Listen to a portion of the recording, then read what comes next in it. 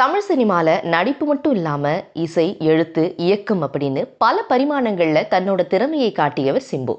இவரு மணிரத்னம் இயக்கத்துல கமலுடன் சேர்ந்து நடிச்ச தக் லைஃப் படம் வர ஜூன் 5ஆம் தேதி வெளியாக இருக்கு.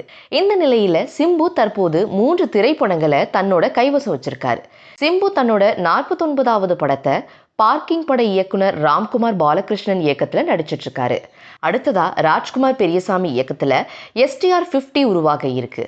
அதுக்கப்புறமா டிராகன் பட இயக்குனர் அஸ்வத் மாரிமுத்து இயக்கத்தில் STR 51 படத்தையும் சிம்பு கமிட் செஞ்சிருக்காரு.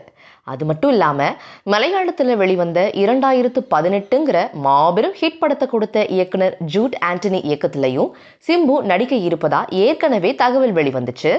இந்த நிலையில விரைவில் இப்படத்திற்கான அறிவிப்பு வெளிவரும் அப்படின்னும், இந்த படத்துல எல்லாருக்கும் சர்ப்ரைஸ் தரும் விதமாக ஆக்ஷன்ல பல சாதனைகளை படைச்ச நடிகர் ஜாக்கி சான் சிம்புவோட இணைஞ்சு நடிக்க போகிறதாவும் சொல்லப்படுது. இது சிம்பு ரசிகர்களுக்கு பெரிய ட்ரீட்டாகவே இருக்க போகுது.